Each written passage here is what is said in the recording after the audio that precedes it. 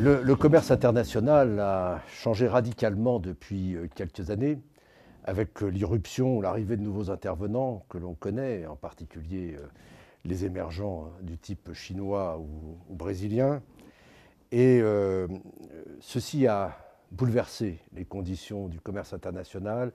On a vu apparaître des déficits commerciaux extrêmement importants, 1200 milliards par exemple de déficit de l'Union européenne par rapport à la Chine cumulé en l'espace de 8 ans.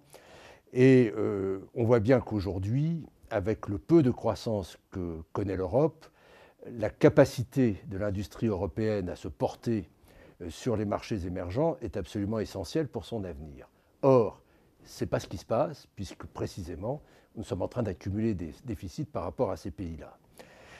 Il y a donc, cet enjeu est absolument majeur, et on doit se poser les questions de savoir pourquoi nous avons autant de difficultés. Bien sûr, nous avons un problème de compétitivité globale de l'industrie européenne qui est connu, mais on ne parle pas, ou on parle mieux, ou pas assez, on parle moins en tout cas, du problème qui nous est posé par un type de concurrence qui nous est imposé aujourd'hui par un certain nombre de pays, certains déjà industrialisés depuis longtemps, qui ont gardé de mauvaises habitudes, mais également d'autres des pays récents, émergents, qui nous imposent des conditions d'échange qui sont inéquitables, voire carrément déloyales. C'est ce que j'ai essayé de mettre en évidence dans un rapport que je viens de publier. Et on s'aperçoit en réalité qu'il y a deux types principaux de déséquilibres qui se sont développés au cours des dernières années.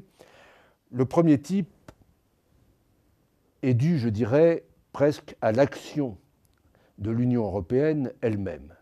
En ce sens que l'Union européenne a développé depuis 25 ou 30 ans une politique centrée essentiellement autour du consommateur, en oubliant qu'il y avait quand même un acte de production qui devait continuer d'exister pour que le consommateur puisse bénéficier de l'innovation, des produits nouveaux, etc.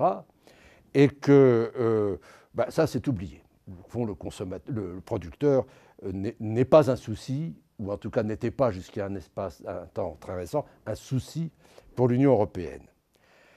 Moyennant quoi, l'Union européenne, dans son souci de protéger le consommateur, d'être exemplaire, je dirais, a développé ce que j'ai appelé l'exemplarité normative dans un certain nombre de domaines, dans le domaine de la sécurité pour le consommateur, c'est évidemment très bien, dans le domaine du respect de l'environnement, en mettant en place des normes poussant à changer les matières utilisées dans la production d'un certain nombre de produits, c'est ce qu'on appelait le règlement REACH, ou bien dans les problèmes du réchauffement climatique qui sont en train de prendre une importance très grande à l'intérieur même de la réglementation européenne. Tout cela est très bien. L'ennui, c'est que ces dispositions entraînent des surcoûts ou des coûts supplémentaires, je préférerais dire, pour les entreprises, par rapport aux pays ou aux producteurs qui sont dans des pays où l'on n'exige pas les mêmes normes. Donc, on met nos producteurs en difficulté par rapport aux concurrents sur le marché mondial, mais on les met même en difficulté sur notre propre marché européen, puisqu'on n'exige pas, en tout cas on n'exige pas concrètement, que nos concurrents extra-européens respectent ces normes sur notre propre marché. Aujourd'hui, tout rentre en Europe avec une grande facilité, les contrôles, la surveillance du marché est extrêmement faible, et bien entendu, les conséquences de cette situation sont extrêmement perverses, puisque d'une part, ça entraîne une baisse de notre compétitivité sur l'ensemble du marché mondial, comme je le disais à l'instant, mais en plus, puisqu'il n'y a pas de surveillance, cela entraîne des départs d'industries ou d'industriels ou d'entreprises qui sont en Europe et qui vont produire et s'installer et produire à l'extérieur de l'Europe pour renvoyer des produits non conformes mais qui sont concurrentiels par rapport aux produits non européens sur notre propre marché. Donc c'est un élément important des difficultés qui sont rencontrées aujourd'hui par les entreprises et qui est un élément de la désindustrialisation de l'Europe.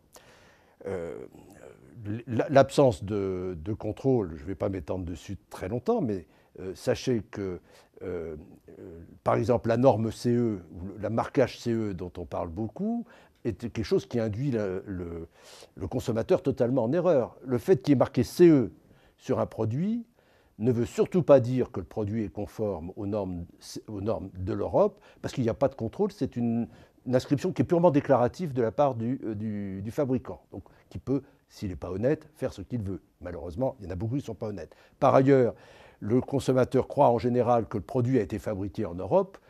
C'est ce qu'il induit, ce n'est pas ce que veut dire la marque, mais lui, c'est ce qu'il en découle. Et en effet, c'est tout à fait inexact. Le deuxième type de causes que nous avons, ce sont les causes qui proviennent des pratiques des pays extra-européens, les émergents, mais également des pays qui sont là depuis plus longtemps. Type de pratique qui est bien connu, on en parle beaucoup depuis quelque temps, il commence un petit peu à bouger sur la question, c'est la question des marchés publics, où les marchés publics, l'Europe est le plus grand marché public du monde, représente 50% des marchés publics mondiaux pratiquement. Et nous avons 17% de nos marchés publics qui sont totalement ouverts à la concurrence internationale. Alors qu'aux États-Unis, c'est 3%, au Canada, c'est moins de 1%, à la Chine, c'est 0%. Donc on voit très bien qu'il y a un déséquilibre tout à fait extraordinaire. Et nous n'obtenons pas, ou nous avons beaucoup de mal aujourd'hui à obtenir que même le Japon, qui est dans le circuit depuis 50 ans, ouvre ses marchés publics. Bon. Autre type d'empêchement ou disons, d'agissement déloyaux, c'est l'ensemble des barrières qui sont mises par nos concurrents extra-européens à l'entrée sur leur marché. Par exemple, en Chine, il y a un China Compulsory Certificate qui veut dire tout simplement que si on veut vendre un produit ou fabriquer un produit en Chine ou le vendre en Chine venant de l'extérieur, eh bien, il faut se soumettre à l'autorisation de l'administration chinoise qui peut faire ce qu'elle veut et qui peut parfaitement empêcher la vente du produit si elle le souhaite. Comme barrière, on fait difficilement mieux. De la même façon, il y a un dumping qui est organisé par un certain nombre de concurrents, et en particulier la Chine, avec des financements ad libitum extrêmement opaques qui sont garantis à un certain nombre d'entreprises de leur pays, avec pour ambition de s'emparer du marché mondial en cassant complètement les prix et en vendant en dessous du prix de revient. C'est très difficile à vérifier, mais des entrepreneurs citent ces faits-là de façon très précise. Il y a également le non-respect des normes de l'Organisation internationale du travail. Voilà quelque chose qui constitue un élément de concurrence déloyale bien connu. Il y a 8 normes qui sont mondialement acceptées et qui ont été votées au niveau de l'OIT. Beaucoup de ces pays ne les respectent absolument pas. Donc, et on peut les multiplier à l'infini parce que dans ce domaine-là, l'imagination est extrêmement forte. Donc, face à cela, que peut-on faire? En réalité,